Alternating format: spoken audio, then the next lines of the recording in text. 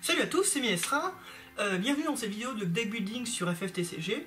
Aujourd'hui donc on va s'attarder sur un archétype qui m'a été demandé, qui est assez populaire, c'est l'archétype FF7. Alors FF7 qu'est-ce que c'est? FF7 est sorti sur deux starters principalement, plus plein de cartes dans les boosters, mais les deux starters principalement, on a eu un Terre-Feu à l'opus 1 et un Terre-Vent à l'opus 8. Donc l'objectif ça va être de créer un deck FF7 qui est pas, pas top tier en compétition, mais qui est jouable en compétition et qui est relativement correct. C'est-à-dire que ça reste comme du deck fun, mais qui est complètement jouable en compétition, peu importe le souci, c'est le deck est très fort. Donc il a déjà fallu faire un choix de couleurs, parce que comme vous avez vu, les deux starters qu'on a eu ont deux couleurs différentes, ils ont tous la terre comme point commun, mais ils ont aussi deux éléments différents, il y a un qui joue feu, l'autre qui joue vent. Donc c'est deux manières différentes d'appréhender le deck building dans ce cas-là. Moi je préfère partir sur un terre-feu, en jouant quasiment qu'une carte du starter feu, hein, quasiment pas. Mais voilà, j'ai trouvé qu'on pouvait avoir quelque chose de plus sympathique en terre-feu qu'en terre-vent. Donc voilà, donc on va pouvoir commencer le deck building tout de suite, après le générique, et on se retrouve tout de suite pour les soutiens.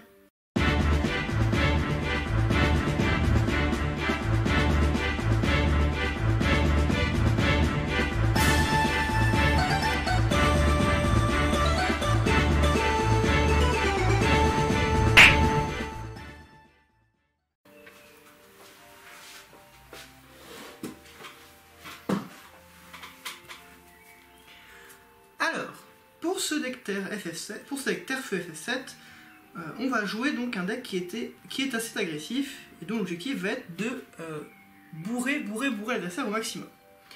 Pour ce faire, on va jouer plusieurs choses qui sont intéressantes. En terre, on va essayer de jouer pas mal de cartes qui font revenir de la break zone, parce que c'est intéressant d'avoir toujours des avants qui reviennent. Qu'on n'est pas forcément obligé de les piocher donc de les top deck. On va quand même avoir pas mal de tutos. Dans un cas, c'est une grosse base, on va chercher beaucoup de cartes FF7, mais on va donc essayer en même temps de les chercher en break zone et de réduire leur coût. Alors, pour commencer, on va donc jouer la carte, le soutien le plus intéressant du deck, qui va être Jessie, opus 4, qu'on va jouer en x3. Alors, pourquoi on va jouer cette Jessie là et pas l'autre? L'autre, elle est très intéressante parce que pour 3, on va chercher un avant FF7. C'est très intéressant parce que, comme je l'ai dit, on joue avec FF7 et donc 90% de nos avants vont être du FF7. Donc on pourrait potentiellement aller chercher n'importe quel avant de notre deck.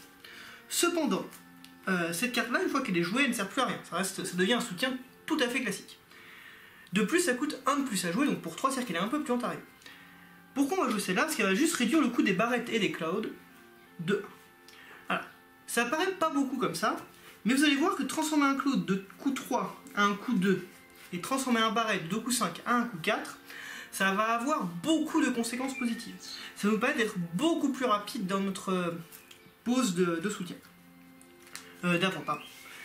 Et du coup, cette Jessie là, qui est jouée très rapidement parce qu'elle ne coûte que 2, ça va être une base de soutien qui est très très forte. On la joue au x3, c'est vraiment le soutien qu'on va avoir le plus souvent en partie, donc on va l'avoir très vite. On va ensuite jouer de Marlène.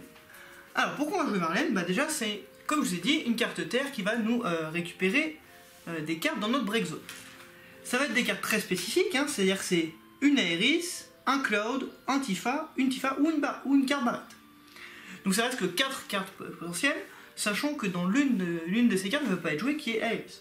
Aeris ne sera donc pas jouée en deck. Donc on peut récupérer que 3 cartes. Seulement ces 3 cartes, c'est coup de bol, les 3 cartes principales de notre deck. Donc ça nous permet de les récupérer le plus vite possible. Dans le même ordre d'idée, on va jouer donc 2 mineurs. Pourquoi on joue 2 mineurs? Alors le mineur, quand il rentre sur le terrain, on va chercher un soutien dans la break zone et on le remet dans notre main. Ça nous permet pendant tout début de partie de jouer un soutien pour 2 en utilisant un soutien pour payer son coût. Ça fait un soutien qui coûte assez peu cher et qui en fin de partie peut quand même nous récupérer des soutiens beaucoup plus intéressants, des champs de Toto ou des Roban, des cartes de ce type là. Mais il a un gros intérêt, c'est que pour 2, on va le défausser et le dueler, et on va le récupérer un avant de notre break zone et le remettre dans notre main. Ça va nous permettre de récupérer des avants de notre break zone. Sachant qu'on en a besoin, parce que nos cartes, on va avoir besoin de toujours agresser, et donc si nos cartes sont gérées, de pouvoir les faire revenir le plus vite possible. pour protéger un peu nos cartes, on va jouer Lail. On va jouer Lail en x2, pourquoi? Je trouve que c'est un très bon soutien. C'est-à-dire que pour 2, c'est un soutien qui se joue très vite en début de partie, il ne coûte pas cher, et en plus de ça, on peut juste le dueler et le mettre dans la vraie zone, et on choisit une invocation de coût 4 ou moins qui cible un de nos avants, et on va annuler son effet. Alors c'est très fort, mais c'est pas non plus complètement inarrêtable, parce que ça gère jusqu'au 4 au maximum, donc on annule ni les Phoenix ni les Diablos. On n'annule pas non plus Famfrit, puisque Famfrit ne cible pas. Donc c'est quand même 3 grosses cartes de la méta qui ne sont pas gérées par Lail. Cependant, tout le reste va être géré. Les Hécatonkir, les Chaos, les Léviathans, etc. On va pouvoir gérer vraiment pas mal de choses avec, juste en duant. Bon, j'ai hésité à mettre des Ketsites qui lui gèrent beaucoup plus d'invocations, hein, parce que c'est juste une invocation qui a été lancée. Donc on gère toutes les invocations du jeu, seulement il faut payer. Comme on est quand même dans une optique de deck très agressive, on va pas se permettre de gaspiller trop de CP pour ça. Ça reste quand même une bonne carte, elle va faire peur, elle va empêcher pas mal de cartes de... Hop, on revient en arrière, quoi ça bloque Famfrit. Donc, on va jouer Lail, pourquoi? Parce que c'est une carte qui coûte 2. Juste en adduant, en mettant la vraie zone, on va choisir une invocation de coût 4 ou moins, et on va annuler complètement son effet. Alors c'est pas ultra broken, parce qu'on ne va pas pouvoir ni arrêter ni Diablo, ni Phoenix. Cependant, tout le reste des cartes, des invocations de la méta, va être annulé. On va annuler Alexandre, on va annuler Chaos, on va annuler Famfrit, on va annuler les Hécatonkir, on va annuler Léviathan, on va annuler vraiment beaucoup de cartes. J'ai hésité à mettre des Ketsites, pourquoi? Parce que Ketsite va nous permettre de gérer aussi Diablo et Phoenix. Cependant, Ketsite va nous faire demander un coup. Il va falloir payer 2 en plus. Et dans l'optique du deck où on veut agresser et agresser en permanence, se permettre de payer des cartes comme ça, même si on va récupérer beaucoup en vraie zone, ça me paraît un peu lent. Ça me paraît un peu... on vire un peu la stratégie du jeu. Donc là, ça fait quand même très bien le café. On la joue en x2 parce que, encore une fois, on veut agresser, on peut pas forcément se protéger. Donc ça reste une très bonne carte, elle va protéger nos avants, mais elle ne s'avère que contre des decks très spécifiques. On va ensuite jouer 2 Xenacros. Alors, pourquoi on joue Xenacros dans un deck bicolore? C'est très simple, parce qu'en fait, on va jouer quand même une grosse majorité d'avants terre. Les avants de non-terre qu'on va jouer ne vont pas avoir l'optique d'attaquer. Ils vont être là pour gérer le terrain, globalement. Donc ceux qu'on veut qu'ils soient boostés, ce sont les inventaires, donc on va jouer Xenacros. On va ensuite jouer 2 Roban opus 2. Pourquoi on joue Roban opus 2? Tout simplement parce que ça nous permet de gérer les avants. Ça a un X-Burst, donc ça peut nous sauver les parties. Et en plus de ça, bon, comme on va avoir des avants qui sont assez forts en termes de force brute, on va pouvoir détruire pas mal d'avants sur le terrain. Que ce soit des avants très chiants, parce que Ayashtola, par exemple, Ayashtola va être détruite avec, puisqu'on va infliger nos forces, on va pas infliger de dégâts. Ça peut être vraiment très fort, donc on va éviter ça. C'est très fort Roban, on joue en x2 parce que ça coûte quand même assez cher, mais très bonne carte. On finit avec nos soutiens terre avec forcément une Chant Toto. Pourquoi on joue une Chant Toto? C'est très simple, c'est que si jamais la partie se déroule très mal, on peut reset le terrain juste avec une carte. C'est vraiment excessivement fort, ça peut nous sauver des games complètement. Donc on la joue en x1, sachant qu'on peut la récupérer avec des mineurs, ça reste quand même tout à fait possible. Et enfin, comme je dis, on va jouer bicolore, on va jouer terre-feu, et donc du coup on va jouer 2 Yotsuyu. Pourquoi on va jouer 2 Yotsuyu? Parce que c'est des soutiens feu qui coûtent 2, donc c'est un soutien qui est rapide à poser, donc si on a besoin de nos couleurs, c'est rapide. De plus, elle a un effet qui rentre très bien dans un deck agressif, c'est-à-dire qu'on va payer un feu, on va choisir un avant de coup 5 ou moins, et il ne peut pas bloquer ce tour-ci.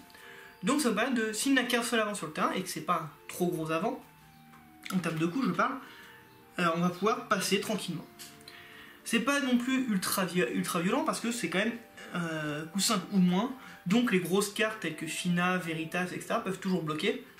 C'est un problème, mais voilà, ça reste que quelques cartes dans la méta, donc 90% des cartes vont pouvoir être passées par Yotsuyu. Et enfin, dans celui qu'on va jouer, et non des moindres, on va jouer 2 Zangan au starter. Pourquoi on joue Zangan? Parce que c'est la raison qui va nous faire jouer le feu en plus de la terre. Parce que l'archétype F7, on peut savoir qu'on peut jouer de 2 archétypes différents, soit en terre-vent, soit en terre-feu. On a préféré jouer en terre-feu pour avoir plus d'agressivité. Le terre-vent, même s'il est très agressif, va avoir quand même un peu moins de contrôle en plus. Donc on va jouer ça, contrôle plus agressivité, c'est bien du feu. On va jouer des cartes qui sont intéressantes avec ce feu-là, pour je vous expliquerai tout ça avec les avants. Donc qu'est-ce que Zengen? Donc Zengen, lorsqu'il rentre sur le terrain, et en même temps quand c'est en X-Burst, on va chercher un nom de carte Tifa et on va l'ajouter à notre deck. C'est très fort parce que Tifa c'est une des cartes clés de notre deck, donc aller la chercher c'est vraiment très fort. C'est un tuto en deck, c'est vraiment très bien. Et c'est aussi une des raisons pour lesquelles on ne va pas jouer la Jessie Starter. On a déjà un tuto, et celle-là va nous permettre de réduire le coût des autres cartes. Donc c'est très bien. Et c'est surtout son deuxième effet qui va nous intéresser, c'est que les noms de cartes Tifa qui ont 4 ou moins gagnent booster. Et ça va rendre le deck encore plus agressif que ce qu'il est déjà. On va avoir une carte terre qui est très forte en termes de body, et elle va avoir booster en plus. Donc c'est vraiment très très fort. Donc voilà, c'est tout au niveau des soutiens. On va pouvoir maintenant passer aux avants. Pour les avants de ce deck, donc on va avoir très peu d'avants différents entre guillemets, mais on va avoir vraiment beaucoup d'exemplaires parce qu'on veut vraiment avoir ces cartes le plus vite possible. La carte principale du deck, ça va être le nouveau Barret Starter. Alors, ce nouveau Barret, c'est vraiment une perle pour un deck FF7. C'est vraiment génialissime, ça fait tout ce dont on a besoin. C'est pour ça qu'on joue la nouvelle Jessie Starter. Il faut vraiment que ce Barret là coûte le moins cher possible pour pouvoir jouer le plus vite possible sur le terrain. Qu'est-ce que ça fait? Donc déjà pour 5 c'est une 9000, donc ça reste un body tout à fait correct, d'autant plus que si on a une Jessie sur le terrain, pour 4 une 9000 ça reste très fort. Ça a un X-Burst en plus de ça, donc même s'il passe en domaine jaune on va quand même pouvoir faire son effet. Et son effet il est vraiment excellentissime. Donc lorsque Barret va attaquer, on va révéler les 4 cartes du dessus de notre deck. On va rajouter un personnage de catégorie FF7 dans notre main et replacer les autres cartes sous notre deck dans l'ordre que l'on veut. Ça va nous permettre d'avoir toujours ce dont on a besoin en main. Pourquoi? Parce que on va avoir énormément de cartes FF7 dans notre deck, donc on va avoir toujours 90% du temps on va avoir une carte FF7 dans ces 4 cartes là et la rajouter en main. Pourquoi c'est fort? Parce que beaucoup de cartes vont avoir en plus un S. Donc même si on pioche la même carte, on va pouvoir s'en servir tout de suite pour faire un spécial. Et si on n'a pas déjà la carte sur le terrain, ben on a récupéré une autre carte qu'on va pouvoir rejouer, jouer pour agresser ou relancer la partie. Et là où c'est encore plus fort, c'est qu'on va pas chercher juste seulement un avant, on va chercher un personnage. Et là où c'est très fort, c'est qu'on peut donc aller chercher les soutiens et les monstres. Bon, il n'y aura pas de monstre FF7 dans ce deck là, mais si jamais il y aurait, on pourra en poser. Donc le fait de pouvoir aller chercher des soutiens FF7, en plus des avants, c'est vraiment extrêmement fort. Ça va permettre d'avoir toujours une base de mana correcte, une base d'avant toujours là pour agresser ou pour contrôler le terrain. Vraiment Barret, c'est la carte principale du deck. Si vous avez l'occasion de la jouer le plus tôt possible, faites-le. C'est assez dur à gérer sans Diablo, parce qu'elle a quand même une grosse force. Il est juste très sensible à Diablo, parce que justement c'est un avant coup 5. Donc Diablo va lui faire du mal. Globalement, votre deck va avoir du mal contre le vent, mais malheureusement, on n'y peut rien y faire, c'est comme ça, c'est les règles du jeu. Deuxième avant le plus important du deck, ça va être le Claude Lumière Opus 4. Alors pourquoi ce Claude là plutôt qu'un autre? Alors déjà c'est très simple parce qu'il coûte 3. Donc 3 c'est une carte qui coûte assez peu cher, et si on a la Jessie sur le terrain, il ne coûtera que 2. Donc une carte pour 2, 7000, c'est vraiment très fort. C'est une carte lumière, donc il peut être PV n'importe quel CP, donc on n'a pas besoin d'avoir forcément du feu sur le terrain pour pouvoir la jouer. Il va avoir un X-Burst, encore une fois, aussi, donc cet X-Burst là qui va être très fort aussi, pour gérer le terrain. Alors qu'est-ce que c'est que cet effet là? Lorsqu'il va rentrer sur le terrain, on va choisir un avant contrôlé par notre adversaire. Si on contrôle un autre avant catégorie FF7, ce qui ne sera jamais compliqué parce que vu qu'on joue en deck FF7, on va toujours en avoir, quoi qu'il arrive. Donc si j'ai un avant FF7, je choisis cet avant là et je fais 7000 points de dégâts. Donc c'est à dire que pour 2, j'ai joué un avant qui a 7000 de force et qui en plus de ça va pouvoir gérer une carte inverse, que 7000 de dégâts c'est complètement correct. On gère pas les grotons avec, certes, mais on gère vraiment beaucoup de cartes avec. Donc c'est vraiment une excellente carte, on joue en x3, c'est même pas négociable, c'est essayer de jouer le plus rapidement possible. Et en plus de ça, il va avoir un spécial qui est très intéressant. Il faut payer un feu et un incolore, c'est d'ailleurs la raison aussi pour laquelle on va jouer feu plutôt que vent, pour jouer ce S le plus souvent possible, parce que ce S est vraiment extrêmement fort. Donc on va choisir un avant contre notre adversaire, on va lui faire 8000 points de dégâts. Et on va choisir tous les autres avants que l'adversaire contrôle, et elle leur fait 4000.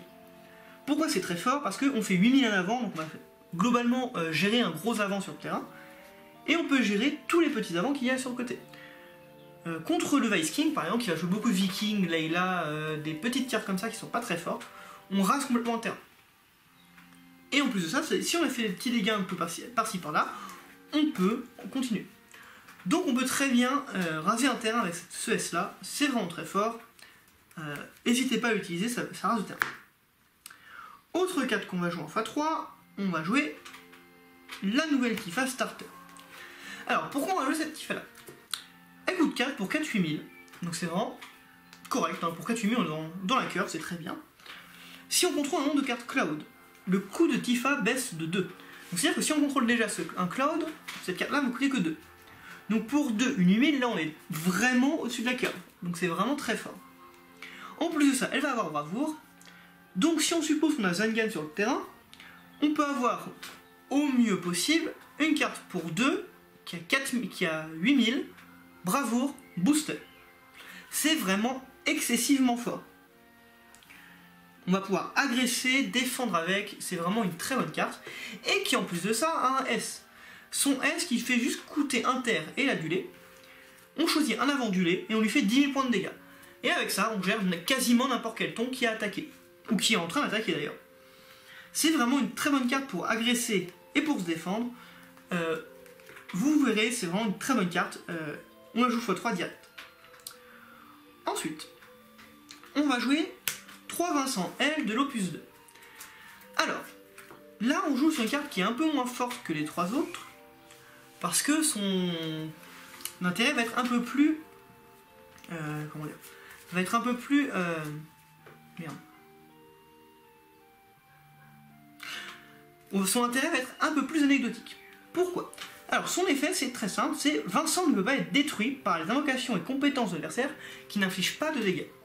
C'est-à-dire que toutes les cartes qui vont détruire des avants, Odin A7, Odin A4, Alexandre, etc., Chaos, toutes ces cartes-là ne marchent pas contre ce Vincent-là. Donc ils sont obligés de lui faire des dégâts. Le problème pour l'adversaire, c'est qu'en général, c'est une carte qui est assez forte. C'est-à-dire que s'il y a 8000 de force, il faut quand même faire pas mal de dégâts. Si on a Enacro sur le terrain, il passe à 9000. Si on a une autre carte qui va être présentée tout de suite après, et sur le terrain, il peut passer jusqu'à 10 000. Donc c'est-à-dire que détruire à la force, c'est quand même quelque chose de compliqué. En plus de ça, il va avoir un S qui est certes très cher, mais qui est extrêmement dangereux pour l'adversaire. C'est-à-dire que je vais payer un Vincent, et je vais payer 5 de mana, donc c'est très cher, et on va le buller. On va choisir autant d'avants que je veux, dont le coût total est égal à 7, c'est-à-dire est inférieur ou égal à 7. C'est-à-dire que je peux choisir 3 avant de 2 par exemple, 2 avant de 2, 1 avant de 3. Je peux choisir autant d'avants que je veux, donc je peux en choisir un seul, 2, 3, 5 si jamais ces avants coûtent vraiment rien, mais c'est assez rare. Et on va juste tout simplement les détruire. Donc on peut raser un terrain avec ce Vincent là. Et là où c'est très fort, c'est qu'on peut très bien attaquer avec Barrett, avoir son effet qui s'active, piocher le Vincent grâce à l'effet de Barrett, et se retrouver en même que l'adversaire ne puisse bloquer, à pouvoir lancer la peine de mort. C'est pour ça que je dis que Barrett il est vraiment très fort, c'est qu'il va nous permettre de lancer les S très vite. C'est-à-dire qu'on va... Les S, là vraiment, c'est globalement une stratégie qui est assez peu viable parce qu'il faut avoir la bonne main en permanence, c'est-à-dire qu'il faut avoir le bon mana, la bonne carte en main et la bonne situation pour ça. Et bien dans ce deck-là, ça va être très facile d'avoir cette situation-là. On va très souvent avoir nos cartes en double dans la main pour activer nos S. Donc voilà, ça c'est vraiment le corps de FF7 qui va être souvent sur le terrain, parce que c'est un gros corps solide. Il est très solide. On craint un peu Diablo, certes, mais on va avoir quand même une bonne base d'agression et de contrôle. Tout le reste du deck va donc être là pour améliorer le contrôle de ce deck là, pour que ces cartes là fassent le café. On va jouer donc 2 Yuffie Opus 3. Alors, vous regardez là et vous dites, on joue terre-feu, mais pour le moment on a vu des avant lumière, des avant terre, et un avant vent. Qu'est-ce que ça fait là? Bah, qu'est-ce que ça fait là? C'est très simple, c'est que si on contrôle un nombre de cartes Vincent, son coût est égal à 0. C'est-à-dire qu'on la joue complètement gratuitement de notre main. Donc en fait, qu'elle soit vent ou pas, au final on s'en fiche, parce que 3 quarts du temps, enfin même tout le temps, elle va coûter 0. Quel est son intérêt? Parce que pour 0,5 000, c'est très fort, hein, mais c'est quand même assez faible là. Son intérêt, c'est simplement de booster les Vincent. Les noms de cartes Vincent que vous contrôlez gagnent 1000 de force et bravoure. C'est très fort parce que ça nous permet d'avoir un Vincent qui peut être agressif tout en étant défensif. La bravoure c'est vraiment très fort pour ça, c'est-à-dire qu'on peut attaquer tout en pouvant descendre au tour d'avant. Et ça permet en plus de pouvoir attaquer tout en faisant sa peine de mort. Donc ça va donner un gros avantage de bluff et de contrôle rien qu'avec une carte. On la joue en x2 parce que c'est du vent et que mine de rien elle est assez faible en elle-même. Il faut vraiment qu'il y ait le combo des deux cartes qui sont ensemble. Mais c'est vraiment très fort, donc on la joue en x2. On va jouer ensuite 2 Zac légendaires au plus 3. Alors Zac légendaire c'est encore une grosse carte qui va avoir un intérêt assez intéressant, avoir un bon intérêt grâce à ces deux compétences. Sa première compétence c'est que lorsqu'il rentre sur le terrain, tous nos avants vont gagner plus 2000 jusqu'à la fin du tour. Lorsqu'on veut faire un finisher, c'est très fort parce que booster de 2000 ça nous permet de passer par avant des gros tons ou transformer des petites cartes genre Yuffie qui sont pas dangereuses en cartes relativement dangereuses. De plus, comme c'est une carte qui a 8000 de force, il faut quand même se méfier parce qu'elle peut quand même taper assez fort. Il faudrait donc la gérer le plus rapidement possible parce que elle peut faire mal. Cependant, vous n'avez pas non plus envie de la gérer parce que là c'est sa deuxième compétence qui est sur le terrain. Lorsque Zac est mis du terrain à la brick zone, on peut chercher un nom de carte Claude de coup 4 ou moins et l'ajouter à notre main ou bien le jouer du lait sur le terrain. Pourquoi c'est très fort? Parce que si jamais on se fait détruire et qu'on n'a pas de Claude sur le terrain, je peux en jouer un sur le terrain. Certes, du lait, mais si je contrôle notre avant avec F7, je vais pouvoir faire 7000 de dégâts en avant. Donc c'est quand même très fort, on peut gérer un avant en plus grâce à Claude. Et si jamais j'ai déjà un Claude sur le terrain, bah c'est pas grave, je peux quand même aller le chercher et pouvoir lancer le S du Claude qui est déjà sur le terrain. Nous, dans tous les cas, on va être rentabilisé. Donc, quand il est sur le terrain, il permet de faire un gros finisher pour la fin de partie. Et lorsqu'il est mis sur le terrain assez tôt dans la partie, bon, on risque de pas se le faire gérer. Parce que sinon, on prend le risque d'avoir des Clouds sur le terrain qui vont gérer encore plus de cartes. Donc, très bonne carte de fin de partie et de milieu de partie. Ensuite, on va jouer 2 Walls au plus 5. On joue terre, évidemment qu'on va jouer des walls, parce que wall c'est vraiment l'une des cartes les plus défensives du monde. Ça permet de rendre les attaques ultra faciles. Alors, qu'est-ce qu'il fait? Au début de notre phase d'attaque, on va choisir 2 de ces 4 compétences, et on va les appliquer. C'est pour ça que c'est très fort, c'est vrai qu'il y a ces 4 compétences, toutes sont utiles. Donc on va pouvoir faire les compétences suivantes. Soit on choisit un avant, et il va gagner bravo jusqu'à la fin du tour. Même si c'est une compétence qui est souvent utilisée, nous on va quand même avoir 2 cartes qui vont avoir bravoure, qui sont Vincent et Tifa, ils vont avoir bravoure assez souvent. Mais ça va être donner bravoure, par exemple à Barrett, pour qu'il puisse attaquer et défendre en même temps, à Claude pour qu'il attaque et fasse son S, etc. Ça va nous permettre donc de pouvoir attaquer et défendre facilement. Choisissez un avant, il gagne plus de 2000 de force jusqu'à la fin du tour. Ça va nous permettre de transformer encore une fois des avants qui sont peu dangereux en avant dangereux. Une Yuffie par exemple, ou tout simplement passer un gros ton en ayant un ton encore plus gros. Un Barrett à 11 000 par exemple. On peut aussi choisir un avant du lait, lui faire 3000 points de dégâts. Ça c'est un peu plus anecdotique, mais ça nous permet de gérer des cartes très chiantes qui sont assez faibles. Par exemple, les Jidan L au plus 8, lorsqu'ils sont du lait, on peut tout simplement dire eh ben écoute, je te fais 3000 et ta carte est morte. Juste on dit je suis entré en phase d'attaque. Donc c'est quand même très fort, même si c'est un peu moins utile. Et enfin, la dernière compétence qui est l'une des plus intéressantes, c'est que aucun avant ne peut être ciblé par des X-bursts d'invocation ou de compétences ou de personnages ce tour-ci. Ça veut dire qu'on peut tranquillement se permettre d'attaquer sans craindre les X-bursts dans le deck. C'est très fort parce que ça évite les retournements de situation que les X-bursts peuvent faire. Donc Wall c'est très fort. On va pas jouer en x3 parce qu'on peut, grâce à la cause de Barrett, on risque de le remettre très souvent sous le deck, vu que c'est pas un F7. On joue en x2 vu qu'on pioche souvent, on va le récupérer assez souvent. On va jouer ensuite 2 Bibi au plus 3. Pourquoi c'est fort? Parce que Bibi c'est une carte qui coûte 3, donc qui est assez peu chère, et qui a pouvoir de gérer pas mal d'avants. Pourquoi? Parce que lorsqu'il rentre sur le terrain, on va choisir un avant contrôlé par l'adversaire. On va lui enchaîner 4000 points de dégâts et 1000 points de dégâts supplémentaires par carte que l'adversaire a dans sa main. Ça veut dire que on fait, s'il n'a aucune carte en main, que 4000 points de dégâts, ce qui est très faible, certes. Mais s'il a décidé d'avoir beaucoup de gestion et d'avoir beaucoup de cartes en main, on peut lui faire jusqu'à 9000 points de dégâts. Et 9000 points de dégâts pour une carte qui coûte 3, et en ayant joué un avant, c'est vraiment très fort. Il a un S qui va être beaucoup plus anecdotique, c'est on va payer un Bibi, payer 3 feux, on va faire 7000 points de dégâts à tous les avants, nous compris.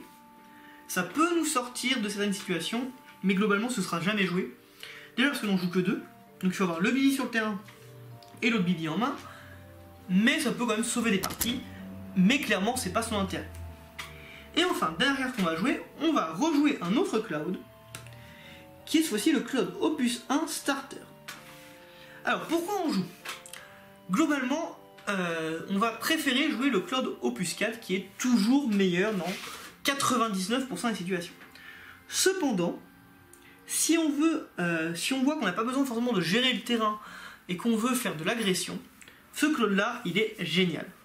Pourquoi? Alors certes il coûte 6, ça fait beaucoup au premier abord, mais si on a une Jessie, déjà son coût va être réduit de 1. Et en plus de ça, le coût de Cloud va baisser de 1 pour chaque avant FF7 que je contrôle. Étant donné que 80% de nos cartes avant sont de FF7, c'est-à-dire que toutes, à l'exception de Wall et de Bibi, son coût va très vite réduire. On peut très vite se retrouver à jouer une carte qui a 9000 de force pour 2 ou 3, ce qui est vraiment très fort. En plus de ça, il y a une compétence qui est assez intéressante, c'est qu'à chaque fois qu'un avant que je contrôle va attaquer, il va gagner plus 1000 de force qu'à la fin du tour. C'est-à-dire que tant que ce clone-là va être là, même nos petits avants vont pouvoir faire assez de dégâts. On peut passer à 6000 avec Yuffie, notre barrette passe à 10 000, notre Tifa passe à 9000, le Cloud passe à 8000, mais ça servira jamais sur le Cloud, désolé, j'ai dit la connerie. Enfin voilà, c'est vraiment une carte qui va être utile quand on a besoin d'agresser et pas de contrôler ce que l'autre Cloud va faire. Globalement, on va préférer contrôler, mais si on n'a pas besoin, ce Cloud là il est fait pour vous. En plus de ça, il a un S, on paye un feu et un incolore, on choisit un avant, on lui fait 8000 points de dégâts. C'est clairement moins fort que l'autre S de Cloud, mais ça peut toujours servir. De plus, c'est un Cloud, donc on peut s'en servir pour faire des S. Donc ça fait encore plus de cibles pour le S de Cloud qui, je vous dis, retourne des bords. Donc voilà, ça ce sont les avants qu'on va jouer. Ce sont des avants qui sont quand même assez chers. On joue la terre, c'est à peu près normal. Mais on les réduit au maximum grâce à Jessie. On a une carte à 2 ici, une carte à 0 ici.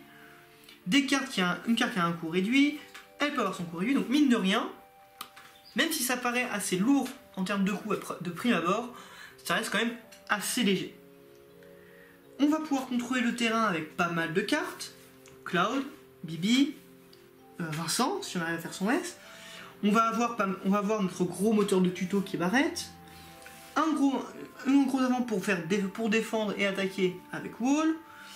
Un tuto si jamais il est géré avec Zac. Enfin voilà. On a vraiment beaucoup de choses à faire avec ce deck là. C'est pas le deck le plus subtil du monde, mais ça fait le café. On va pouvoir maintenant continuer sur cette lancée de gestion avec les invocations et les monstres. Alors, pour les invocations et les monstres, donc, on va essayer de rester dans la même lignée que le deck, c'est-à-dire récupérer dans la break zone et gérer le terrain. On va jouer qu'un seul monstre et en un seul exemplaire, mais qui est quand même suffisamment fort pour être mentionné, c'est Puma Lumineux. Alors, Puma Lumineux, c'est un monstre qui coûte 5 et qui a 2 effets, qui sont tous les deux très intéressants. Le premier effet, c'est lorsqu'il rentre sur le terrain, je choisis un avant dans ma break zone. Je l'ajoute à ma main. C'est-à-dire que quand je vais jouer, je vais récupérer un avant de ma main. De mon deck, de mon cimetière, pardon. C'est très intéressant parce que ça me permet de récupérer par exemple un Cloud pour faire un S, une Tifa pour faire un S, un Vincent pour faire un S, et ainsi de suite. Donc vous voyez très vite que les S dans ce deck-là vont être très importants. Deuxième effet, c'est que je peux le mettre dans la break zone, et je peux choisir un soutien dans la break zone, et je l'ajoute à ma main. Donc c'est un peu le mineur en inversé, c'est-à-dire quand il est sur le terrain, je récupère un avant, lorsque je détruis, je récupère un soutien. Seulement lui, il ne broute pas de CP, mais je n'ai pas besoin de payer un coût autre que le mettre en break zone pour faire son effet. Récupérer un soutien, ça peut être intéressant pour récupérer une chante Toto, un Roban si jamais j'en ai besoin, un Lake si j'ai fait sa compétence et que je veux la réutiliser plus tard. Donc mine de rien, il fait quand même suffisamment bien le café pour que on joue. On joue qu'en x1 parce que il coûte quand même assez cher et que j'ai besoin de place pour d'autres invocations qui vont être là pour gérer le terrain plutôt que juste récupérer ce qu'on a en break zone. Donc aux invocations, on va jouer Terre oblige 3 Hécatonkir opus 4. Pourquoi? C'est très fort parce que c'est une invocation qui coûte 2 déjà pour commencer. C'est une invocation qui coûte quasiment rien. On peut la lancer juste en défaussant une carte de sa main et cette carte là. C'est-à-dire que même si on n'a pas beaucoup de ressources, on peut quand même la lancer facilement. Qu'est-ce qu'elle fait? je vais choisir un avant que je contrôle et un avant que l'adversaire contrôle. Et les deux avants vont s'infliger mutuellement leurs dégâts, comme si c'était battu. C'est très fort parce que nous on va avoir des cartes qui sont quand même relativement fortes, c'est-à-dire qu'elles vont avoir un body assez élevé, et donc du coup on est quasiment sûr de pouvoir gérer le terrain adverse en permanence. C'est-à-dire que sur notre barrette qui est à 9000, on inflige 9000 à un avant, et si on se reprend quelques petits dégâts derrière, c'est pas très grave. Évidemment ce n'est pas insurmontable parce que, encore une fois, le vent va nous faire mal avec la baisse de force, avec les diablos, etc. Cependant, ce serait idiot de ne pas jouer la carte juste parce qu'il y a des diablos en face. Ça fait vraiment le café. On reste avec les Hécatonchires avec les Hécatonchires qui coûtent 3. Quel est son effet? C'est que lui choisit un soutien de coût 3 ou plus et je le détruis. Là, c'est très fort, c'est certes peut-être moins fort qu'un archer, parce que je détruis pas les petits soutiens qui vont surtout être joués, mais ça me permet de gérer des soutiens extrêmement chiants. Par exemple, Maria. Maria, c'est pénible. Donner plus 1000 de force à tous les avants, c'est vraiment très fort, on ne veut pas avoir ça en face, donc on va pouvoir le gérer. C'est pour ça qu'on va jouer qu'en x2. On a très peu de cibles dans la méta, parce qu'on peut cibler les tutos, globalement, ou les cartes qui donnent des boosts. Mais rien que ça, ça nous permet d'avoir un gros avantage. Donc on va jouer cet Hécatonchire là. On joue qu'en x2 parce que, comme je vous ai dit, on a beaucoup moins, on n'a pas énormément de types. On va ensuite jouer 2 titans opus 6. Pourquoi on joue titan opus 6? C'est une carte qui est très forte. Pourquoi? Parce qu'elle a un X-Burst, contrairement aux autres cartes qu'on joue en invocation, qui dit ceci. On choisit un avant que je contrôle et un avant contrôlé par notre adversaire. Le premier avant va gagner 2000 de force, et ensuite, il va infliger sa force à l'avant en face. Globalement, c'est un Roban qui va donner plus 1000 de force. C'est très fort parce que ça nous permet de gérer des cartes très chiantes. Ça peut éviter la baisse de force, par exemple. Si on a un avant qui devrait mourir de baisse de force, je peux lancer le titan en réponse. Il va gagner 2000 de force, détruire un avant parce qu'on a quand même des avants très puissants en termes de body. Donc on va détruire un avant face, et il va survivre à la baisse de force. On joue qu'en x2 parce que c'est quand même une invocation qui coûte 5, ça coûte assez cher. Mais tomber en X-Burst, ou bien lancer au bon moment, ça peut complètement changer une game. Donc c'est très fort. Et enfin, dernière invocation qu'on va jouer, et enfin l'une des dernières raisons pour lesquelles on joue feu, c'est la meilleure invocation feu à mon sens, Phoenix opus 5. Alors Phoenix c'est une invocation qui coûte très cher. Elle coûte 7, ça coûte très cher, donc il faudra faire très attention au moment où il faudra l'utiliser. Mais voilà ce que ça fait. On choisit un avant de coût 3 ou moins dans notre break zone, et jusqu'à un avant contrôlé par l'adversaire. On va jouer sur le terrain le premier du lait, et infliger 8000 points au second. C'est-à-dire que non seulement je vais faire 1000 points de dégâts à un avant, qui va souvent le détruire, mais en plus de ça, je remets un avant de coût 3 ou moins. Et là vous vous dites, mais oui, mais Minestra, regarde ton deck, il coûte très cher, mine de rien, t'as des cartes à 5, Tifa coûte 4, Vincent coûte 4, Barrett coûte 5, ça coûte 5, tu as très peu de choix. Certes, j'ai très peu de choix, mais les deux seuls choix que je vais avoir, ils sont extrêmement intéressants pour jouer avec Phoenix. Le premier choix que je vais avoir, c'est Bibi. Bibi, quand on joue avec Phoenix, on va pouvoir gérer un avant avec 8000, rejouer Bibi et refaire son entrée de terrain. Donc faire 4000 plus 1000 par carte que l'adversaire en main. Et donc gérer potentiellement un deuxième avant. Donc pour 7, j'ai rejoué un avant sur mon terrain et j'ai détruit 2 avants. C'est excessivement fort. Et la deuxième cible qu'on va avoir, qui fait exactement la même chose, qui peut avoir moins d'impact parce que c'est des dégâts fixes, mais on a moins de risques. C'est le Cloud opus 4. C'est un avant coup 3, donc je peux le rejouer sur le terrain et refaire 7000 points de dégâts si je contrôle un autre avant FF7. C'est très fort parce que ça me permet de rejouer un Cloud sur le terrain, ce qui me permet par exemple de jouer une Tifa au tour suivant qui coûte moins cher. Lancer un S. Globalement, Phoenix, si vous arrivez à le lancer et qu'il n'est pas contré, vous gérez globalement 2 avants sur le terrain tout en reposant. C'est excessivement fort. On va pas chipoter, c'est vraiment excessivement fort. On pourrait la jouer en x3 à la place de Puma Lumineux, c'est-à-dire qu'on remplacerait le Puma Lumineux par un Phoenix. Mais comme on joue un deck suffisamment agressif, la partie ne va pas durer suffisamment longtemps pour qu'on ait la place de lancer 3. En avoir 3, ça permet d'en avoir plus souvent. mais globalement quand on va l'avoir en main, on va la garder et on va faire des combos avec le Bibi ou avec le Cloud. Donc Phoenix est vraiment excessivement fort, vous verrez, vous l'essayez une fois et vous allez voir, c'est vraiment très fort.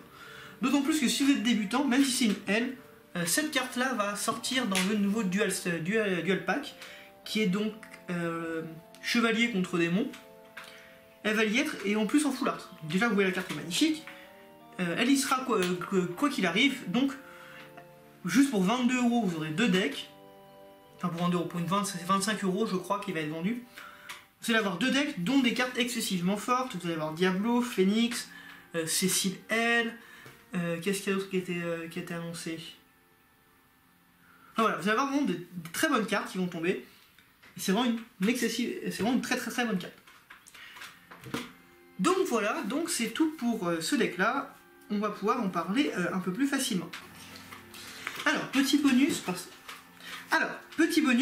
je vous avais parlé dans la vidéo du Cloud Starter qui était très fort, qui permettait d'agresser plus facilement parce qu'il coûtait au final assez peu cher et qui rendait les attaques plus faciles. Si jamais vous voulez jouer plus de contrôle, c'est tout à fait possible, tout en gardant un Cloud. Vous pouvez très bien jouer le Cloud de l'Opus 8 qui est très fort. Pourquoi? Parce que il coûte 5, il a un X-Burst, donc on reste dans du contrôle assez intéressant et son effet fait ceci. Lorsque je joue Cloud sur le terrain, je choisis un avant contre notre adversaire et je fais 3000 points de dégâts plus 1000 points de dégâts par dégâts que j'ai pris. C'est-à-dire que si j'ai pris 6 points de dégâts, je peux faire 9000 quand il rentre sur le terrain. Pourquoi c'est très fort? Parce que il est à 9000 pour 5, mais avec Jessie il ne coûte que 4. C'est-à-dire que pourquoi il faut avoir 9000 qui va pouvoir faire quelques dégâts quand il rentre sur le terrain. Et il suffit d'avoir pris 3 points de dégâts pour faire 6000 points de dégâts quand on rentre sur le terrain, ça reste tout à fait correct. Hein, on peut gérer les petits avants comme ça, et plus la partie avance, plus on va pouvoir gérer de gros avants. Il a un deuxième intérêt aussi, c'est que lorsqu'il est mis du terrain dans la break zone, je peux retirer du jeu les 10 cartes dessus de mon deck pour le rejouer sur le terrain du lait. Ça paraît beaucoup, dit comme ça, 10 cartes. Alors certes c'est beaucoup, c'est-à-dire que la partie ne va pas durer, il ne faut pas qu'elle s'éternise, mais ça nous permet d'avoir un gros avant 9000 qui reste sur le terrain et qui refait son entrée de jeu. Donc ça peut être très fort pour gérer plusieurs avances. Ça peut faire un très gros bloqueur Cloud. Donc c'est vraiment une alternative très viable au Cloud Starter. C'est juste à vous de voir ce que vous préférez. Jouer plus d'agression avec ce Cloud là qui va permettre de booster vos attaquants et qui mine de rien peut coûter assez peu cher. Ou alors continuer avec une carte qui coûtera assez peu cher avec Jessie, mais qui va avoir un effet d'entrée de jeu qui gère le terrain. C'est complètement à vous de voir, c'est un choix personnel que vous devez faire. Moi personnellement je jouerai ce Cloud là. Mais comme c'est pas mon deck, c'est celui de ma femme, elle préfère jouer ce Cloud là, donc on joue ce Cloud là. Les deux choix sont viables, c'est à vous de voir encore une fois en fonction de vos envies. Donc voilà, je vous laisse pour cette vidéo, passez une bonne journée, puis à bientôt, salut!